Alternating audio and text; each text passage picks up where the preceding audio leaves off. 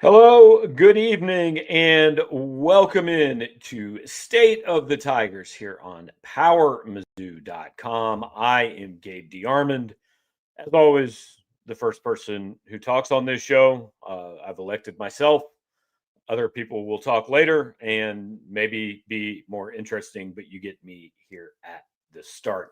We're brought to you every single Monday night by James Carlton at State Farm Insurance in Webster Groves, Missouri. You can find James and his business online at carltoninsurance.net. You can get in touch with them by phone at 314 961 4800. If you are a Facebooker, you can go to facebook.com/Carlton Insurance. James just wants a chance to talk to you, give you a quote. You tell him you heard about him on Power Mizzou.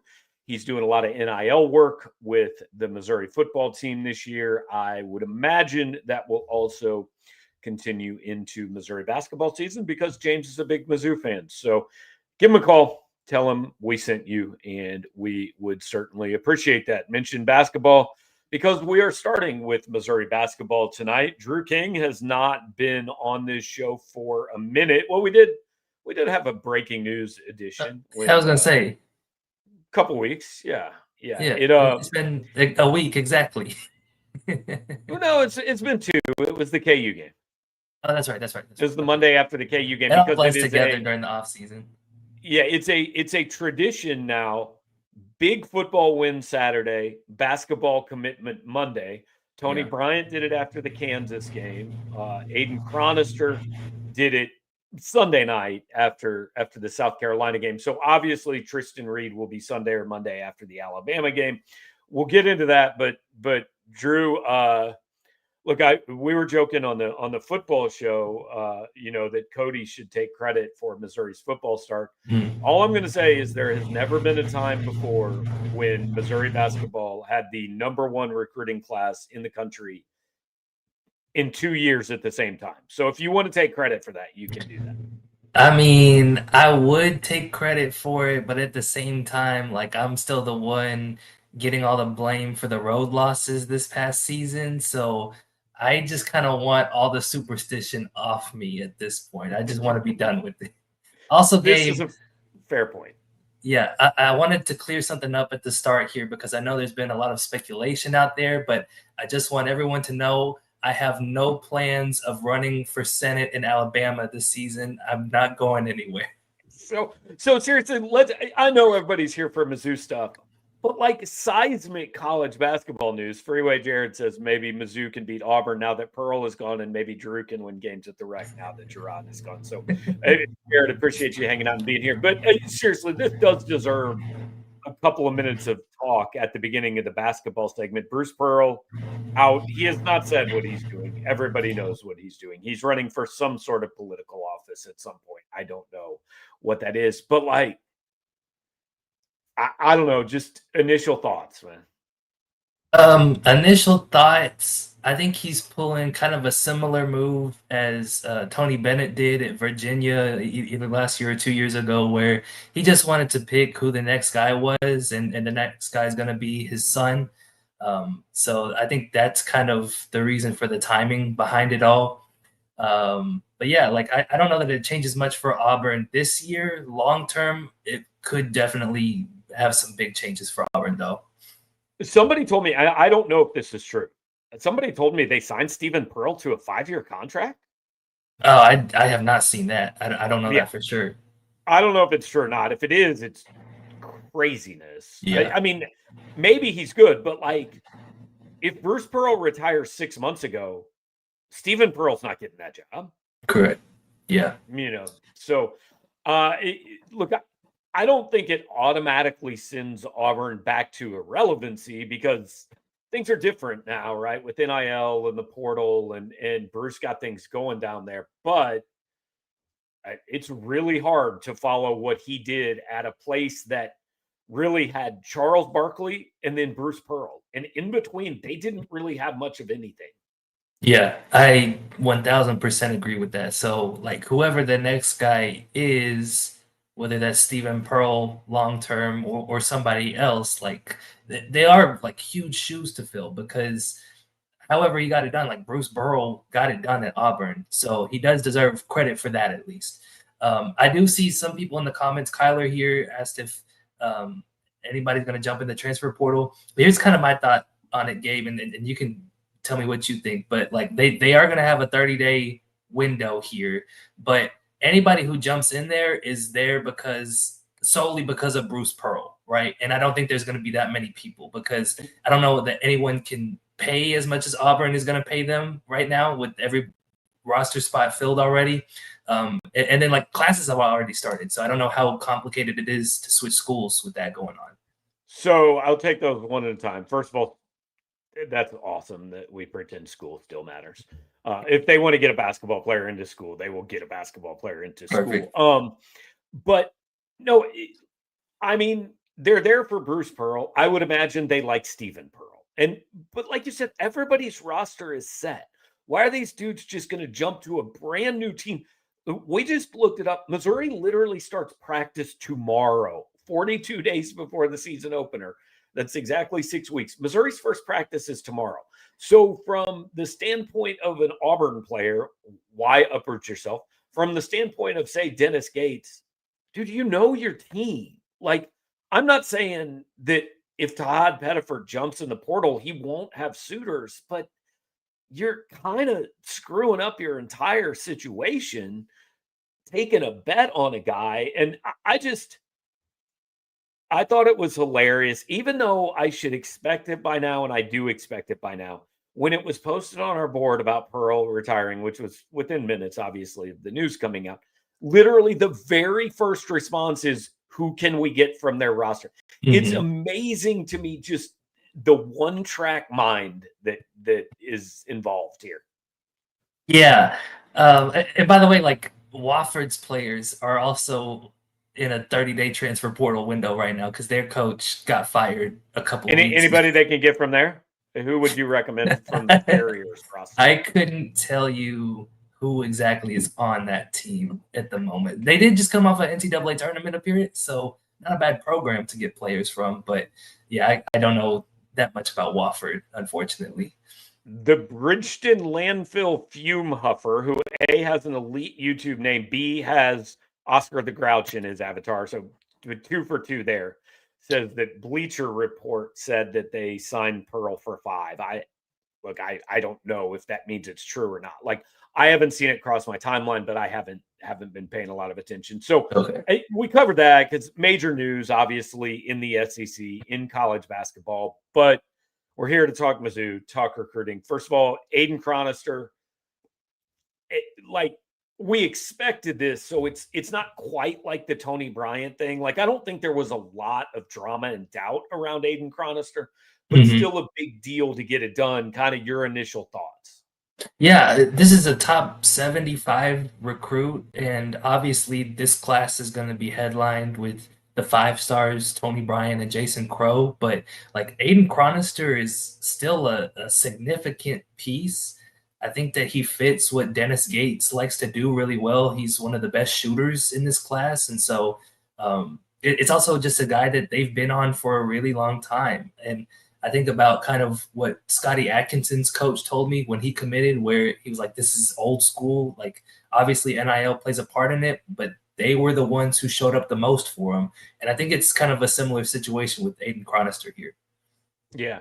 And when I look at Chronister, like, I'm not saying he can't do other things, but the one thing, he is on the roster to be the shooter. And I'm trying to think, like, I don't really know if Missouri's, because Tamar Bates, I don't think was that. He was much more of like an all-around guard, right? Yeah. Caleb Grill kind of turned into that, but he was also, I think, more of like a defender and rebounder. Like, I think Chronister is a very specialty player. Do you think I'm wrong on that? No, not at all. But I will say, like, and I don't say that as a negative thing. Yeah. The role and kind of how he'll be used on offense is similar to those guys, right? Like, they're going to have him running up from the corner, coming around screens, catching the ball on the wing and firing as soon as he gets it, right? So I could see him. I know, like, neither guy was awesome last year, but like Jacob Cruz and Trent Pierce, like, and I get the trends confused all the time. That's why I went slow. But Right. like a tall shooter is a really valuable asset when they're hot. And Aiden Chronister's been hot for a while now. So I think this is him and Trent Pierce. It'd be kind of a toss up between like who was the more highly touted shooter coming out of high school. I was going to say he's the player they want Jacob Cruz to be. Mm-hmm. Like, he's the player I think Jacob Cruz was sold as being, and maybe will be this year, but we really haven't seen him be that yet. Yeah, I agree Fair. with that.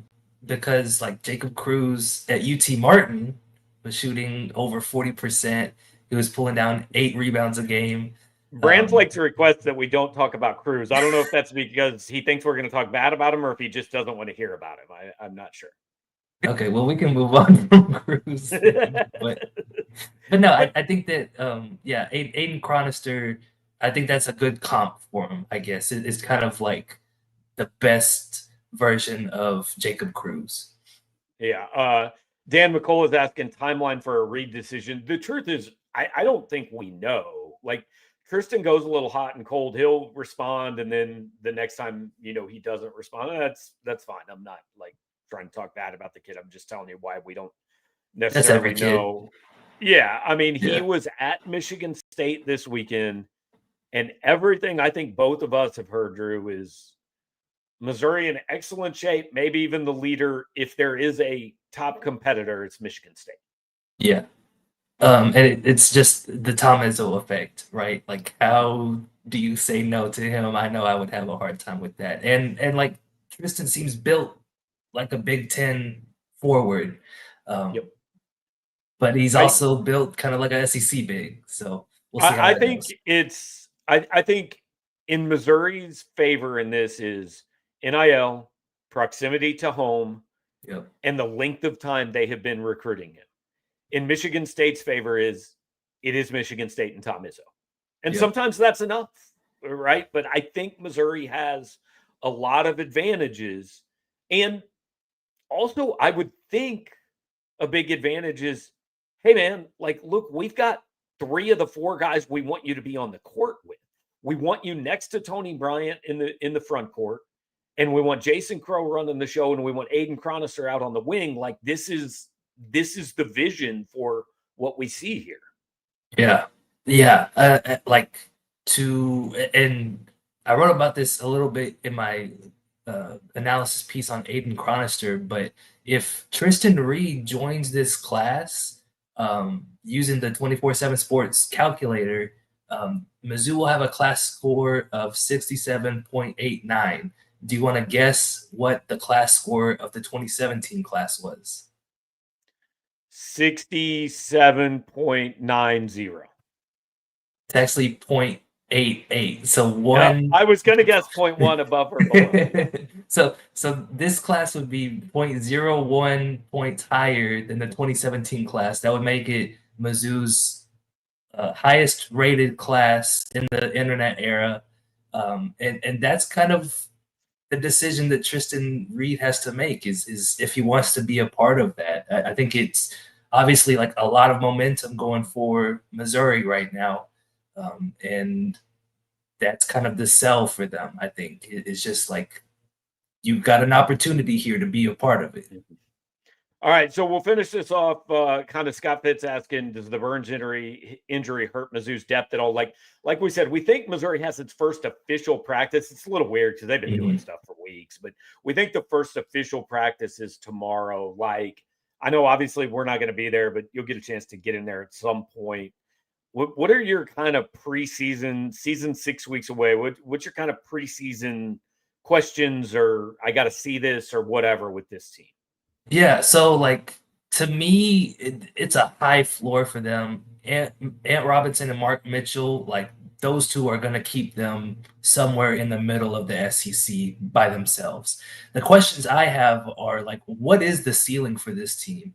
And there's a lot of players who have to pop to have some kind of a breakout season for them to try to challenge for one of those top 4 spots in the conference. Trent Pierce is kind of my biggest question mark of the season, because we saw him take that step from year 1 to year 2. And now going into year 3, I'm still wondering, like, what is he? What is he as a player? What's his identity? Because I don't really think he's a wing, to be honest. And if he's a stretch 4, that's kind of the same position Mark Mitchell plays. And if he's a 5, like, he's going to get pushed around because he's kind of skinny. So at the same time, I'm thinking, why can't he be a 6'10" Caleb Grill? And I know that it's going to take a lot. Like, he's got to embrace kind of the physical aspects of the game, but I think that he's capable of that if he takes another step in the right direction this year. So Trent Pierce, to me, is kind of the biggest question mark on the team, and going to be what decides what the ceiling is. Oh, good. Another year of Trent Pierce being the biggest question on the team. That's fantastic. We are going to, we are briefly going to go to the 3-man booth here, because I'm going to now pop Cody Goodwin up on the stage. When we did this, when Gerard was here, he just came on and talked crap about Drew's basketball game the whole time. So, Cody, I don't know if you have any disparaging things to say to Drew in your brief crossover time, but this is where these things are allowed. Drew also. Actually, Cody and I have some disparaging things to say to you, because currently we're at the top of the standings in the SEC Pick'em pool. Okay. I wasn't going to bring it up, but I'm glad Drew did. I believe I'm 2 games back. This does not seem like an insurmountable lead to me. but here's my problem in Pick'em. I always try to think I'm really smart and do things that are unexpected, and they're unexpected for a reason, and then I lose. So I have learned that these SEC picks really start to level out when we get into the thick of SEC play. And I was looking at the schedule because I sent you guys the emails this morning. There's some tricky games to pick this week, and really October, November, that's where things really start to balance out, because I think it's probably easy-ish to pick the SEC games through the non-con, because the SEC largely dominates outside of Memphis. Shout out to intern Blake for calling that one. I know Gabe wants credit for that one. But I kind of did call it for what it's worth. But you still picked the Hogs. So we're, an L is an L. You got to hold it all the same. But yeah, I think over the next month we're going to see a lot of fluctuation with some of these SEC picks. But I'm glad to be holding it down for the football guys, because if we let the basketball guy beat us in an SEC football picking competition, I don't know what we're doing. How's my Notre Dame national champion pick looking? Is that on track? Solid. That looks they may have just been eliminated from the playoff. They might be done. Hey, Drew, one more football question for you. I did see when we got on here, somebody said it's Texas back. So is Arch back 55-0 over Sam Houston? I mean, it was a positive sign. I'm not gonna say he's back, but I liked that he could throw the football a little bit better than he had the first 3 weeks of the year. He's got a little bit of the yips, right? That's what I heard. That's the theory on the board from what I saw, but we'll see. Well, if it's on the internet, it's true. This is what we've learned. Drew, appreciate you checking in from back in Texas, man, and we'll catch up. Sounds good. See y'all. All right, that is Drew King. Talk a little Mizzou basketball. Just wanted to get it started with the Aiden Chronister commitment yesterday. Now we're going to go to football mode. Here in about 10 minutes, we're going to have Carter Carroll's on from Gig'em 24/7 talking Mizzou and A&M being annual rivals, which seems not to be a very popular thing on either side. Cody, what was your kind of initial reaction when you saw Arkansas, Oklahoma, A&M? Arkansas makes sense, right? I know it's kind of the Kansas light to the rest of the fan base, but it's a border competition, it's a border rivalry. So I get that. Oklahoma, I know Oklahoma has largely gotten the better of Mizzou basically over the course of their history, but that one makes a little bit of sense just geographically. I thought South Carolina would be the third. I understand why it's Texas A&M, just the whole Big 12 history. And if you want to do geographic, and I don't know exactly the order that they decided these things, but South Carolina has Georgia, Tennessee, Florida. I think I probably need to double check that, but they have a lot of the old SEC East rivalries. Those were their kind of 3 teams for this first 4-year cycle.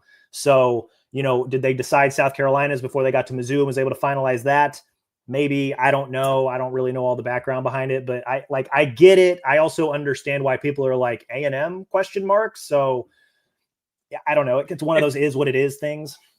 The only thing I don't like about it, and then we'll move on a little bit and get back to this when Carter comes on. The only thing I don't like about it is it just like part of the fun of being in the SEC was some of these new games and stuff, and it very much seems like A&M's playing Missouri and Texas, Oklahoma's playing Missouri and Texas, Texas is playing Oklahoma and A&M.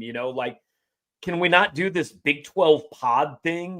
Like Oklahoma Ole Miss is a really random one, but I kind of like that. It's different. Now, I know that's sacrilegious in the SEC because like Mississippi State and Alabama have played football against each other since 1717. So we have to continue to do that because I know that, God, so many people dream about Alabama, Mississippi State football games. Well, the sacrificial lamb there was no Alabama LSU, at least in that annual opponent rotation. And I think it just coming from Tuscaloosa, a lot of people I think would have preferred. I think Alabama fans prefer Mississippi State because they think it's a gimme win for the next 4 years. But I think the Alabama fans that are maybe more at-large college football fans, if that makes sense, would have preferred LSU just because of the name recognition, the helmet game type thing. And also, like, Alabama has generally gotten the better of them over the last 2 decades as well. So I don't know, like there was going to be sacrifices made. I think the good thing about this 9-game schedule and 3 annual opponent rotation thing is after 4 years, they can fix it or they, try again. Right. It's like, there's no guarantee that it's going to be Missouri A&M for the next 8 years. It's only just for the next 4 years. So, we'll see ultimately what comes up with that. And then I think I'm pretty certain that over the next 4 years, like not only is it just those 3 annual opponents, but Missouri will probably play everybody in the SEC over the course of 4 years. At least that's my presumption.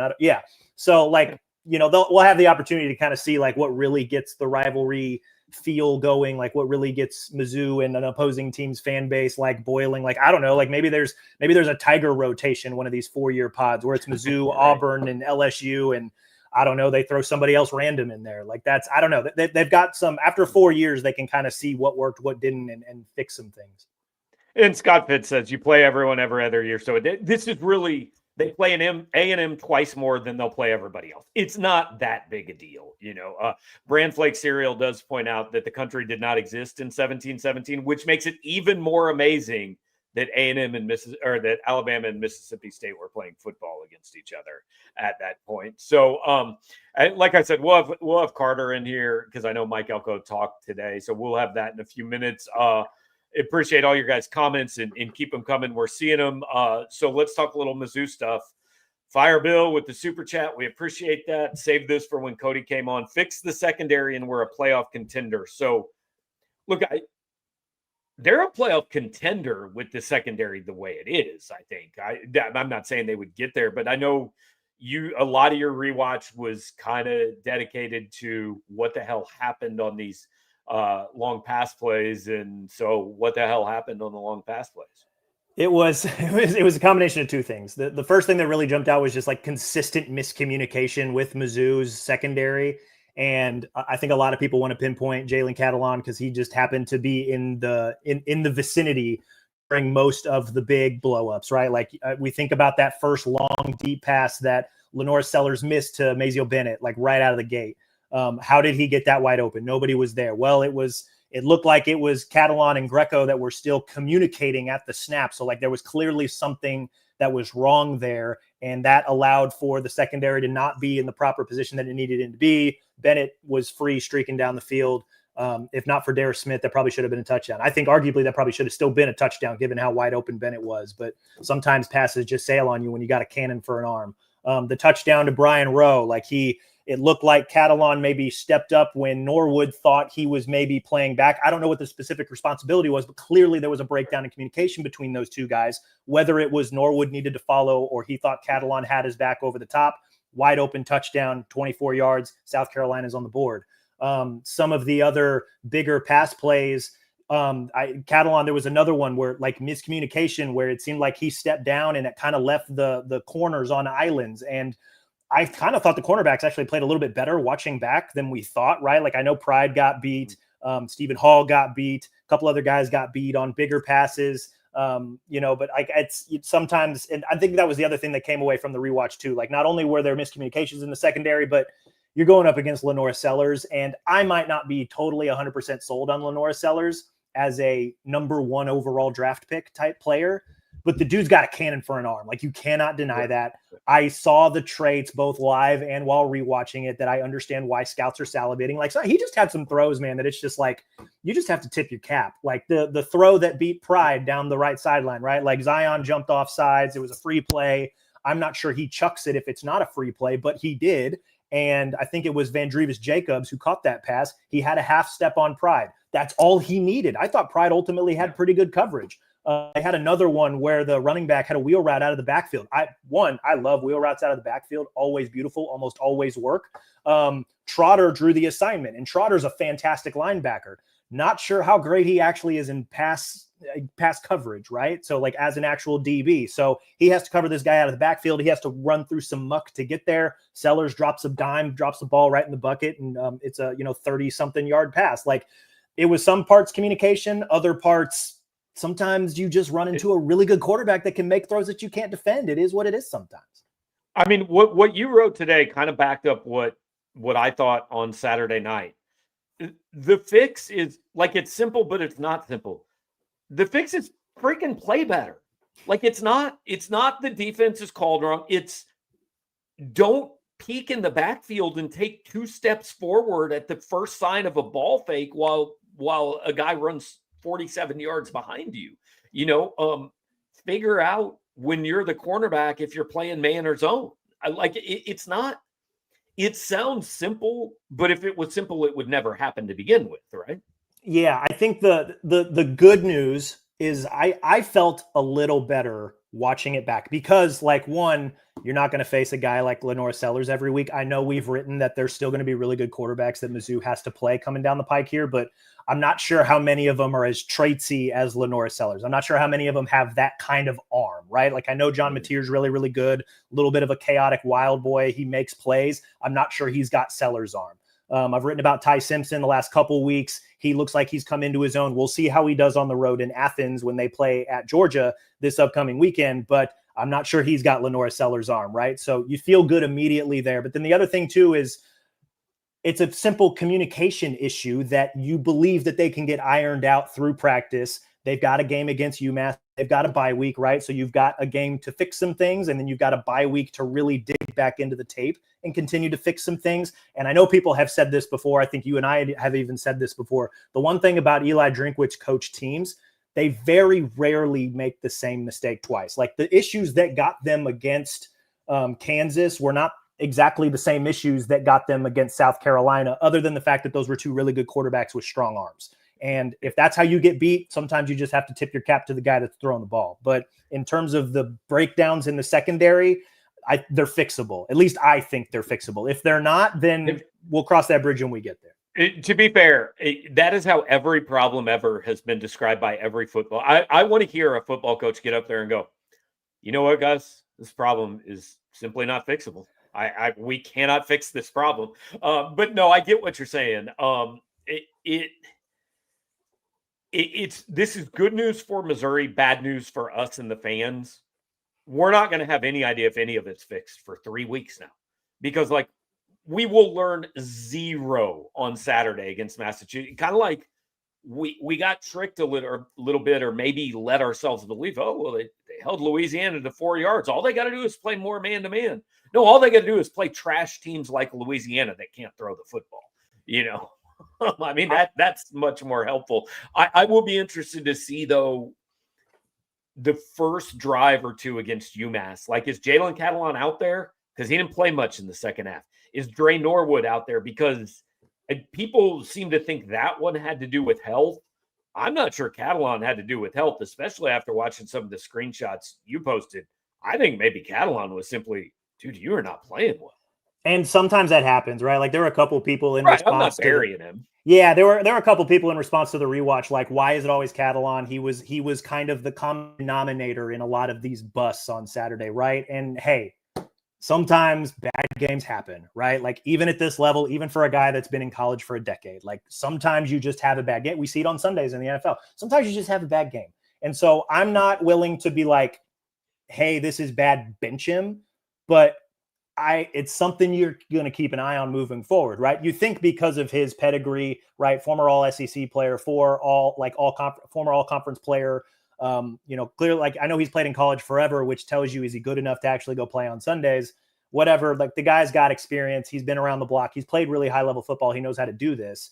If the problems that surfaced on Saturday continue to happen, then I think we'll probably see his snap count drop significantly. But I think I agree with you. Like, sometimes you just have a bad game and the coaches need to sub you out. And I know that Mizzou really likes their depth, especially in the secondary and really just all over the defense, because through the first 3 weeks, even in the Kansas game, they were running all sorts of guys out there, just one, to see what they had, but two, like, they trust those guys. They wouldn't put those guys on the field if they didn't trust them. And so, like, I know taking Catalon off the field is probably bad news, but like, the guy they put on the field in lieu of him, they clearly trust. And so even though he didn't really play a ton in the second half, he was still almost 30 total snaps. Like, it was still kind of a 3-man safety rotation between Burks, Catalon, and Banner.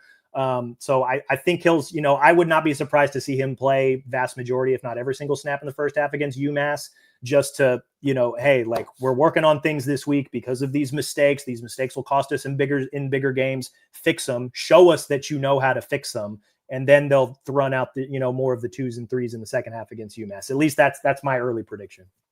All right, guys, keep the questions coming. We'll get back to Mizzou specific talk here in 10, 15 minutes and finish up the show with it. But as I said, we're talking a little bit of the annual game, stuff like that. We're going to pop Carter Carroll's from Gig'em 24/7 on the screen. Obviously covers Texas A&M.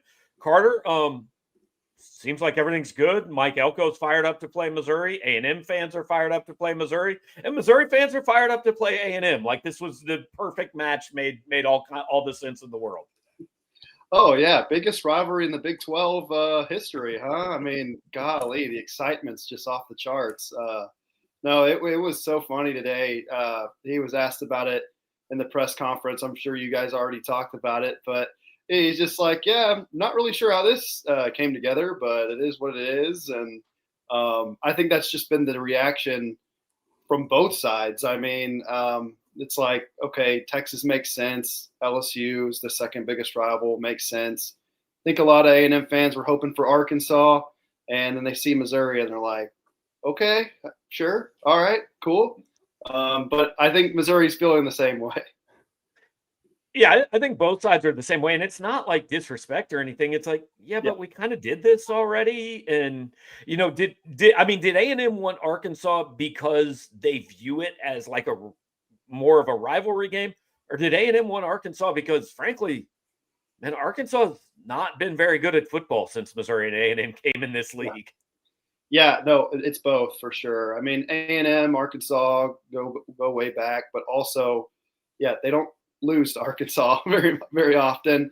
And then also Missouri is, been real strong over the last few years with Drink. And I think they see that, like, hey, okay, that's another tough team to add to the schedule every year.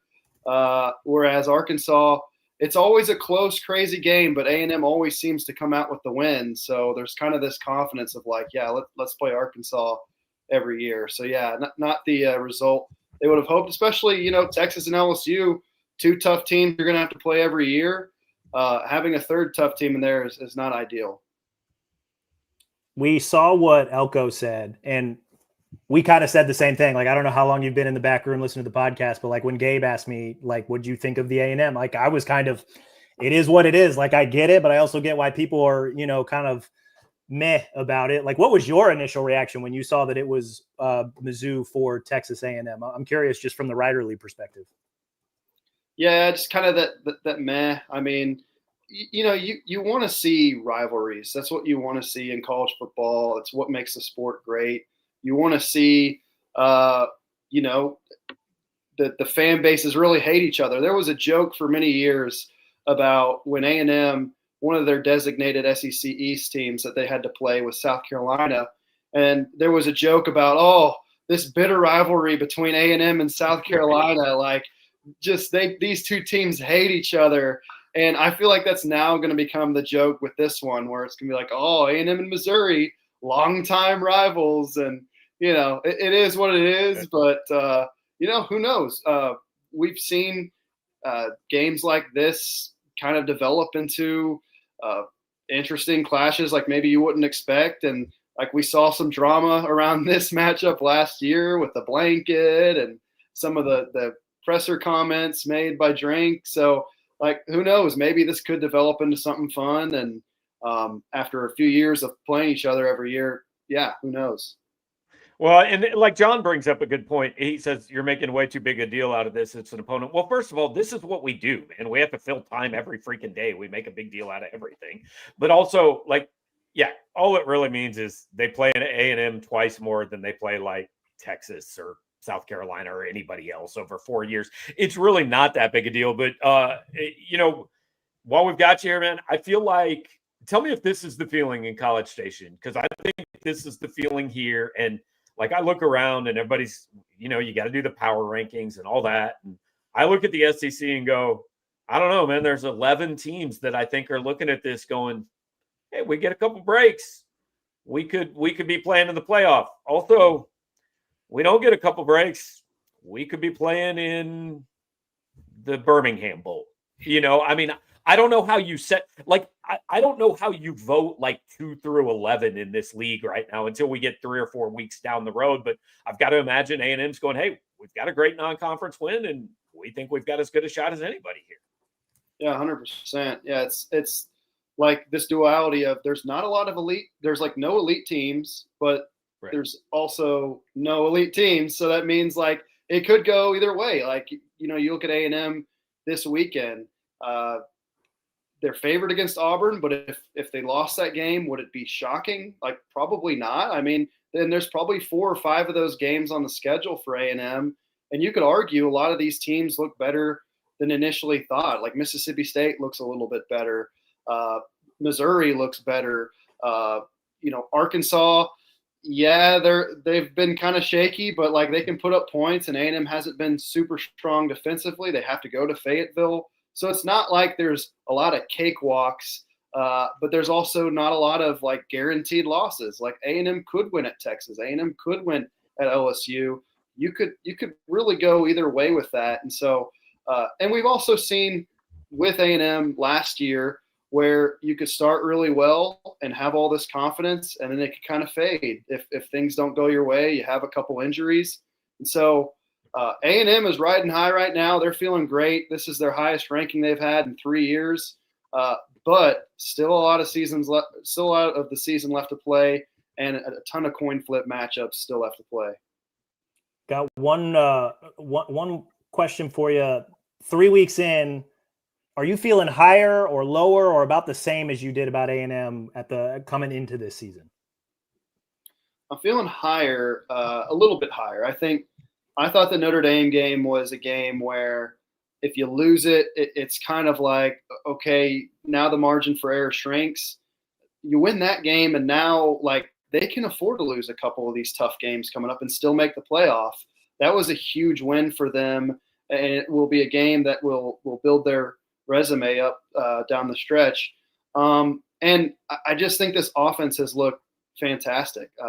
Mario Craver, Casey Concepcion have really distinguished themselves. We expected them to be, you know, among the best duos in the country. But, I mean, this good, I don't know if we fully expected them to be this good. And they still have a lot of progress to make. Marcel Reed hasn't been perfect. The defense has been pretty underwhelming, which was kind of expected. But, hey, beating Notre Dame on the road and the way they did, and then having an off week after that, you kind of look at this schedule and they're favored against Auburn, should be favored against Florida, should be favored against Mississippi State, Arkansas after that. They could start 7-0 going into a big showdown at LSU in late October, and then the Missouri games after that. So if they're 7-0 at that point, I would think they're top 5 and in a really good place. And I think there's definitely a possibility that they could be in that position through 7 games of the season. I will not stand for Robert Griffin III's Heisman leader. Marcel Reed has not been perfect yet this season, by the way. So, you know, whatever. But no, you read those schedules often, and you do it for every team in this league. You're just like everybody loves Vandy. And then you go, well, yeah, they're at Alabama, and then they host LSU, and then they host Missouri, and then they're at Texas. Like, this league's ridiculous, man. I don't know what we're doing here. Texas, no, you need to go back to the Big 12 and just make the playoff every year. It is crazy. A&M's got the weirdest setup, though. Their first 7 games their first 6 games, only one of them is on the road, and then 4 of their last 6 is on the road. So it's like one of those deals where, yet again, they could start off real strong and fade down the stretch, but then you're looking at teams like Florida, and you're thinking, well, shoot, that doesn't seem like a hard game anymore. And South Carolina is all out of sorts. So who knows? But yeah, it's just a wacky year. It feels like it just changes week to week, all the narratives. It's all right. Well, Carter, appreciate you, man. We'll sometime over the next year, we'll drum up some fake animosity between these teams to make it a little bit bigger deal. Biggest rivalry in college football. Can't wait. All right, man. Appreciate you. That's Carter Carrolls from Gig'em 24/7. Appreciate him jumping on. Look, we knew Arkansas was coming. We knew Oklahoma was coming. So this was the one we didn't know was coming. Figured it was worth talking about for 10 minutes, especially after Mike Elko said what he said. But it's funny, like him saying that about the rivalry. I remember back when the Big 12 was breaking up and Missouri was, flirting with the Big 10 and the SEC and all that. And I think it was Dan Beebe who basically lost his job as the Big 12 commissioner because of the whole thing. But somebody said that they would hate to see rivalries like Missouri and Texas Tech come to an end. And we're like, this is legitimately never, like, it's not really even a rivalry when they play. So I don't know what you're talking about here. Of all the examples that you could have used, that's the one you picked? 100%. When we lost that Baylor Nebraska game, it was really a bummer. That shattered the Big 12. Just everything about it. No question. So, all right, we'll get back to some of your guys' questions and stuff and kind of finish this out. Look, we're going to spend 0 seconds previewing UMass. Cody, do you know a UMass player yet? Yeah, Grant Jordan's one of their quarterbacks. I don't think he's actually even. I think they're either running a dual quarterback system or they just 3 weeks in, or I guess 3 games in, right? Because I think they had a bye this week. They haven't decided on a starting quarterback yet. So I know that they went to Iowa City and the Hawkeyes put up 47 points on them, which should tell you everything about UMass's defense. So that's my UMass. They legitimately may be the worst team in FBS. Like, Missouri beat Louisiana 52-10, and I think there is no question UMass is worse than Louisiana. Sam's asking, do you play your starters in the secondary the entire game? 1,000,000% no. And here's why. Here's why. First of all, you get better in practice. Like, that's where the improvement happens. The improvement happens Sunday through Friday, and going over the film and these coaches saying, look, this is what you did and you can't do that again. You're not playing games to get better. You're playing games to win. And also, this game last year is the one where Khalil Jacobs got hurt. And it happened in the first half, and I'm not blaming anybody for it. But the point is, you can get hurt on any football play, right? So let's minimize the number of chances you have to get hurt in a game that Missouri could bench every starter and it would win this game. So 0 starters could play snaps. I'm tempted to say Brett Brown could play every snap at quarterback and Missouri wins this game. Like, I think that's probably likely. So no, you play. In fact, I think most games you go starters for a half and maybe even a drive in the second half. I don't even think Ahmad Hardy for me gets 2 drives in this game. And I'm going to assume you're up 14-0, 17-3, something like that. And then Ahmad Hardy's on the bench because every game after this, I might need him for 30 carries. I don't need him getting more than 7 this week. I have two points to add to that. One, most good Heisman and positional award-winning campaigns usually has a couple of games against significantly lesser programs where they just pile up stats. So don't care. I'm just saying. I know he did it against Louisiana. I could see them doing that at least for a half again against UMass. Generally, I agree with you, though. Like, they're going to treat this game the same way they treated Louisiana, the same way they treated Central Arkansas. The starters are going to play a half. They're probably not going to do anything crazy or exotic. Just do the fundamentals, work on the fundamentals, make sure you're running the ball correctly. They're doing the outside zone stuff. Maybe they do some inside zone and gap scheme stuff. You want Bo to throw the ball probably 15 to 20-ish times, spread the ball around, let everybody eat, let everybody get some touches on the ball in the first half, build your lead, and then maybe give them a possession coming out of half, because I know Drink he's one of those coaches that's real big on the middle 8, the final 4 minutes of the first half and the first 4 minutes of the second half. So, okay, because they usually try to defer to the second half if they win the toss. So come out of second half. What's that script look like? Can they execute? And then it's the Matt Zoller shows. Or as we learned during Louisiana, it could very well be the Marquise Davis show. So yeah, the starters are going to play. You just want to see them execute the fundamentals. You want them to keep it pretty vanilla. You're bigger, badder, faster, stronger than this team. Just go execute. And then we get to see the young guys. And that's in a game like this, that's what you and I are probably more excited for. Like, can we see Matt Zollers throw 10, 12, 15 passes? Can we see Marquise Davis go crazy? Can we see some of the younger guys on defense get rotated in and maybe make a play or two? So that's what you and I are excited to see. I'm just going to say this. Florida State lost an undefeated season in a national championship in a game against an FCS team, right? When Jordan Travis went down. So my point is, if you were up 24-0 after a quarter, I don't care if it's only a quarter. Bo Perbula's on the bench for me. Like, the game's over at that point. Thank you for breaking a sweat. You got some cardio in. We cannot lose you. Bo Perbula, Ahmad Hardy on the bench for the rest of the game. Now, other guys, look, I'm still playing Marquise Johnson and Josh Manning for the rest of the first half. I'm playing, my linemen need some reps. I might get Connor Tollison out and give Tristan Wilson center. But for the most part, I'm playing guys for a half. But Perbula and Hardy, if I score on my first 3 drives and it's 21-0, I'm good. I've seen everything. I treat it like an NFL preseason game where it's like, cool, Patrick, you scored a touchdown on your first drive. You're good. Come on, sit over here with me. We don't need to see anymore. Brand Flakes is asking thoughts on Darius Smith as the designated QB spy. And I don't know if he's asking, like, you watched the game back. I don't think that really happened against South Carolina. So I don't know if he's asking how he did or if you would use him going forward.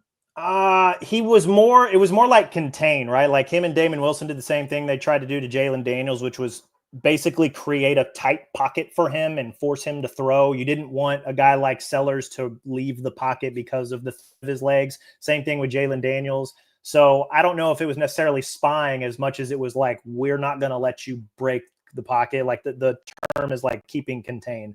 They didn't want him to break contain. The spies were more, it was Josiah Trotter. He was more the spy. Trajan Greco spied a little bit. The safeties, all of the safeties really, I think, had turns coming down and spying. Nicholas Rodriguez. I keep saying Nate. I don't know why. Nicholas Rodriguez. He was the spy at times. Actually, the sack that he had in the first quarter, that was a spy. He was spying, staying in the middle of the field, and then Sellers somehow got around. I think it was Young on that play, or maybe Young came from the other side, or Wilson. I forget who, whatever. He broke contain. Rodriguez ran him down, got the sack at the sideline. So it was more the linebackers, and sometimes the safeties came down into the box to spy a little bit. I like Smith and Wilson and Zion Young to do more of that contain stuff if they play more mobile quarterbacks going forward. So think Pavia, think a little bit of John Mateer, a little bit of Jackson Arnold when they have to go down to the plains. So I don't know about spying, but like they will kind of stay on the periphery to keep those guys in the pocket and then try to, like, also at the same time squeeze the pocket a little bit. So it kind of looked like a spy because they weren't just, pin your ears back and rush the passer. But I can see why he might think that. But Darius Smith had himself a heck of a game. He's turning out to be a pretty good pass rusher. At least Mizzou's pass rush in general is turning out to, I think, be pretty effective. I think Darius has played really well. It hasn't necessarily shown up in some of the numbers that you can see in a stat sheet, but I think he's been a good player. Migrating coconuts, drinks, you get lazy boys for Bo and Ahmad. They shouldn't even dress for UMass. Amen. We're on the same page. The Great Finn is asking, is anything going on with Bo? I heard everything from a jam finger to no longer having arms. We can say that as of Saturday night, he had arms. We can confirm that much. Look, if any... like, guys get banged up. I can't tell you that nothing is or has ever been wrong. He played and looked good Saturday. This is this story's dead and buried. If something was mildly wrong and they got him through it, I don't know. And it doesn't matter at this point.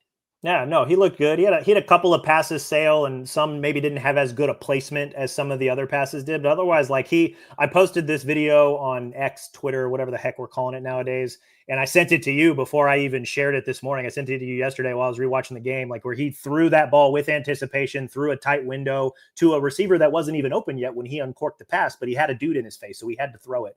That was the Josh Manning touchdown. He had great ball placement on the throw to Norfleet in the first quarter near the end on what turned out to be the 99-yard touchdown drive. Like his hand's fine. Like he's just, unless he gives you something to worry about, stop worrying about it. Yeah, I completely agree. Somebody was asking if we were going to start screening calls on the post-game show. Absolutely not. That's what makes the post-game show fun. Christian Mayberry, does Caden Green have to play for us to beat Bama? I've got a hard time seeing Caden Green versus Javen Richardson being the difference in the Alabama. I guess there are worlds where it could happen, but I don't think so. There was the only, and this might be a little tangent-y, but there was somebody who made the comment on the rewatch that, so Bo's pick, and I told you this when we were walking out of the stadium Saturday, like I want to kind of to reserve judgment because in looking at it in real time, it looked like he threw into double coverage, and it's like, well, that's a really bad throw. And then the more that I was kind of like, maybe it was a pretty good play by the DB. Let's see what happens. It was actually a pretty good play by their like linebacker safety hybrid, whatever. Most people call it the star position. It looked like on the replay, Kilgore was the player. It looked like Kilgore's initial assignment was Hardy. Hardy chipped the edge, which I think was Thomas, who Javen Richardson had to block on that play. And then Hardy didn't actually get out into the flats in time. Kilgore kept his eyes on Bo, backed up, jumped, made a really, really good play on the interception. So I think, you could say it's a little bit on Bo. I would say probably better play by Kilgore than bad play by Bo if you were to rate it. Like I would say 70-30, maybe even 80-20 in favor of Kilgore. But somebody made the comment that like if Green's out there, Hardy maybe doesn't have to chip block. And so he actually goes into the flat, takes Kilgore with him, and then Manning's open on that throw if Kilgore's not there to make an insanely athletic jump for the pick. And that could have very well been another 20-yard game because Manning beat his guy. He probably had a step on the DB. So that's getting into the really nitty-gritty weeds of like the difference between having Caden and Javen out there. I thought Javen played fine, like gave up a couple pressures. He got a lot of help from pass pro, from the tight ends. The running backs were chipping clearly, on that play, obviously Hardy was chipping. So I by and large, I thought he played fine. And also when it comes to offensive line play, I tend to trust the coaches. Like as long as Drink feels good, I feel good. Post game, and granted, it was before he got to watch the tape, so we'll see what Drink says tomorrow. Drink felt really, really good Saturday night about the way Javen played. Some of that could have been the whole, hey, we survived a wild game and beat South Carolina. We got the trophy back. I'm in a good mood. I don't care. But you and I were talking about this during the game on Press Row. He did not look like a glaring liability, and that to me was a win for Mizzou. So the truth is, like, and I learned this a little bit Saturday night because I think I overreacted a little bit to actually what popped in my head was I want to say it was 2015. Georgia was coming to Columbia and, obviously favored because they've been favored every time. And news broke that Todd Gurley was suspended. And like I changed my pick that night. Todd Gurley was like the best running back in America, and Missouri fans got all fired up. And the next morning, Missouri turned the ball over 5 times and met some kid named Nick Chubb. Right. So, but my point is, what I learned in this game is, guys, a left tackle isn't like there's not a one. Not only is there not a 3 or 4 win difference in a left tackle, it didn't change the point spread. Like, unless you were going from, I don't know, pick your favorite left tackle in football history through like a literal turnstile over there. It just, I'm not saying it can't be the difference in a game because sure, it can be the difference in a game, but on a regular basis, like whether or not Caden Green plays is very unlikely to be the deciding factor of whether Missouri beats Alabama. I think there was the chance going into the South Carolina game where South Carolina could have really sent all the dogs at Jaylen just to test him to see, because like Missouri wasn't going to have help for him every single play, right? So it was kind of on South Carolina to figure out the plays when he wasn't helping, send all the dogs at him and really turn the game into a rock fight. And it did early, but it wasn't because Javen Richardson was playing bad. Like Bo only got sacked once. I think South Carolina ended up with 16 pressures, but Bo was still, outside of the pick, fairly accurate with the ball for the most part. And also he used his legs at the times when South Carolina was able to get to him in the pocket. So it's, the other thing I think I admittedly forgot about this in the heat of the game, that like, and I don't know why I would have known this, but hey, I do my homework. Javen took a lot of the first team snaps through spring ball and fall camp. So like he was probably mentally ready for it, even though he hadn't started the first 3 games of the season. So there's something to be said for that. Like the guy was preparing to be the starter for the large chunk of the calendar year. He clearly has starting capability. Otherwise, Drink would not have put him in that situation or in that position through spring and early part of fall camp. So, and also like, Drink said that he's the swing tackle. Like he's both the backup for the left and the right tackle. And like, those don't sound very different, but like, depending on what arm your quarterback throws with, those are very, very different responsibilities. And also when you're breaking in a new quarterback, like you have to learn kind of how your tackles block, how the quarterback reacts to certain rushes, a lot of little minute things. And so, is it, I don't know if it'll be the difference between beating and losing to Bama. Obviously, you'd rather have Caden Green out there, but I think after watching how he played against South Carolina, you feel better now if Javen has to play against Alabama than maybe you did before last Saturday's game.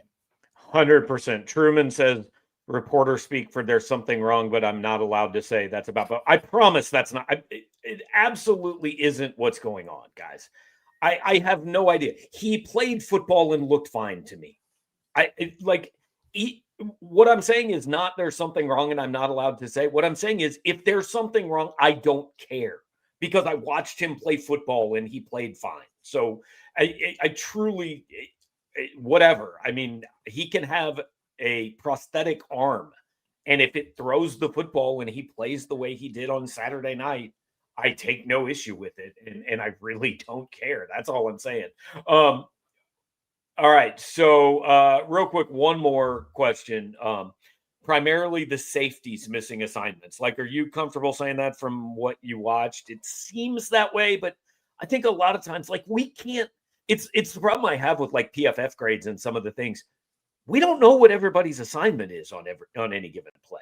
Yeah, that's why I hesitate to be like, yes, it was the safeties missing assignments, right, because I don't know. But I am comfortable enough to say that there was clearly miscommunication and breakdowns in that area as to why the secondary struggled and Sellers hit on so many deep balls. Like the touchdown pass to Brian Rowe Jr., where was it Norwood that was supposed to follow? Was Catalon supposed to stay over the top? Like, because Catalon, we don't know what the responsibilities were. That's why it's hard to be like, yes, it was all on the safeties or it was all on one player. And I know that Catalon was obviously the common denominator in a lot of those big passing plays, but just unless we're sitting in those meeting rooms and unless we know exactly what every responsibility is on every single play call, it's just really hard to say that with, like exact absolute confidence. But I am confident saying that there were clearly miscommunications. And that to me that's an easy thing to clean up. That is a thing that they can harp on in meeting rooms and film study and at practice that should get cleared up. And especially in a game against UMass, like that's, hey, like this, I don't want to say UMass is a practice game, but like it's an opportunity for them to go practice that communication that maybe they screwed up against South Carolina. Put it that way. I don't know why people are afraid to say this. It is a scrimmage. Missouri cannot lose this game. UMass is not winning on Saturday. If UMass wins on Saturday, you can leave any voicemail you want. Cody will take his shirt off on the postgame show if UMass wins on Saturday. That's the bet. I won't, but Cody will. So let's just finish up with this because I think we're planning to probably hop on here for a little bit, 20, 30 minutes after the schedule comes out tomorrow, just because I think it's interesting and people will want to talk about it. Like, is there any place you have not been in the SEC where you're like, man, I hope they play there, or anybody you'd really like to see on the schedule outside of the 3 we know? Is there anything that you're like, hey, I'm hoping this pops up? I've never been to the Swamp. I would love to go to Florida. I think that'd be really fun. I've not been to Ole Miss. I think going to Oxford would be really, really cool. And I've not been to Austin yet. So going to Darrell Royal, I think that would be really, really cool. I know that that's an old Big 12 rivalry. Like you've probably been to Austin plenty of times over the years. Believe it or not, I have never covered a game in Austin because Missouri didn't frequently play them. And Texas was one of the places that like they didn't want to credential us idiot internet reporters back in the day. So I just didn't go. Well, those are the three that I think that like if those are on the schedule for next season, I'd be like, yeah, like that would be absolutely awesome. The rest of them I think would probably be gravy. I haven't been to all SEC or I haven't been to all of the SEC stadiums. I've been to quite a few of them, just being down in Alabama, and then obviously the few. I'm trying to think of the road games that Mizzou's got this year. I've been to Auburn, I've been to Vanderbilt, I've been to Oklahoma, and I've been to what's the last one? Oklahoma and then Arkansas. I haven't been to Arkansas in a working capacity because I had a brother that went to Arkansas. Yeah. So I've been in that stadium, but not for a game. So that one, that'll check that off that list. But yeah, I think if I had to rank them in terms of like what my priorities are, I would love to probably go to the Swamp first and then either Oxford or Austin. I think those two would be fun, at least from my perspective. What about you? Yeah. So there are three places I've never been in the SEC. Austin, I have not been. I've never been to Baton Rouge because Missouri has only played there one time since they were in the SEC, and it was Parents' Weekend, my son's freshman year in college. So I sent somebody because we went up to see my kid at school. So if they play in Baton Rouge next year, I will travel. I'm 100% going to go to that. The third place I've never been, and I won't go if they play there next year, is Starkville, Mississippi. I'm good, man. I just don't need to. You don't want to hear the cowbells? I just don't need to go. I nothing. So I'll ask you this. You've been to Ames, right? I've been to Ames. Yeah. That's what Starkville is. Okay, I'm good. Cool. Yeah, I've seen it. You're fine. You're fine. Baton Rouge, though. Baton Rouge, like that's man. We went there. Alabama played in Baton Rouge last year. Like one amazing food town. We had seafood the night we got there. We had Cajun barbecue for lunch. And then when we were walking through, because the way that they had visitor media parking, we had to walk through the tailgates. One of the LSU fans, I wish I could remember his name. They overheard me saying like, yeah, this is my first time to Tiger Stadium, first time to Baton Rouge. It also happened to be my birthday weekend. I think I let that slip as well. And so he was just like, here you go, brother, and gave me a whole cup of gumbo that I ate on the way into the stadium. It was amazing. Like that was, I mean, Alabama like shredded them that night. So whatever, but like the hospitality and then Baton Rouge, like the food specifically, great town. Like you're going to love it if Mizzou ends up going there next year. Yeah. So selfishly, I would say LSU. And then to me, it's just kind of games that maybe I haven't seen in a little bit, but there aren't that many, but Missouri's playing A&M. Like, I don't want to see Auburn on the schedule again. It's happened quite a few times recently. I just want different games. They haven't played Ole Miss in a while. I think Ole Miss would be cool, whether it's here or there. The Grove we had a very similar experience at the Grove. Like one of the guys that was covering the game with us knew a past president of the Alumni Association, and he just took a golf cart and took us around the Grove, and like people were just giving us food and drinks and stuff the entire time. So that was cool. I'd like Oxford, and I think the lane and drink kind of compares. I think we can talk about this down the road, but Ole Miss and Missouri are basically the same program. So I mean, they really are. There are so many similarities between the two that I think that's fun. I'm trying to think who else they haven't played. Like everybody else, I went to Georgia 2 years ago. They played Tennessee pretty regularly because they were in the East. So I feel like they played most people, but Austin would be cool. Baton Rouge would be cool. I don't think that Missouri fans would be on board with maybe both of those games being on the road next year, along with, in all likelihood, Texas A&M being on the road next year. But, we'll see. So. That'd be a lot of miles. That'd be the most dedicated Mizzou fans. That would be. If that happens to be the schedule next year, and you're a Mizzou fan that is going to travel to every single one of those games, get a hold of me. That sounds like a really fun story. Right. If that is the schedule, I want Austin and College Station back to back because, like, you can stay at Drew's parents' house. Down in Texas, so we don't have to pay for 2 flights. We're already doing planning here. So, But yeah, we will plan. That show's at 7 tomorrow night. Is that right? I think it's 6 Central, actually. 6 Central. 6 Okay, so Central. we're going to have a quick story on that. I'll write a column. We'll probably hop on here for, 20, 30 minutes, something like that. Get a graphic thrown together and talk about the 2026 schedule, because that's obviously the most pressing thing. Look, it is UMass and a bye. Frankly, the 2026 schedule is way more exciting.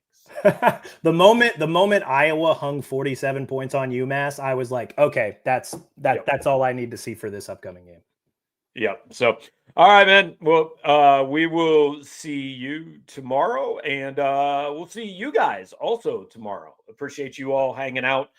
Media day tomorrow. We will have all of that coverage, video in the afternoon, Drinkwitz transcript, all that.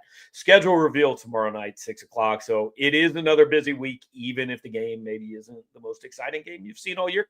Appreciate you guys hanging out. Like, comment, share, subscribe. More importantly, get in touch with our buddy James Carlton at carltoninsurance.net or at 314-961-4800. Tell them we sent you over there.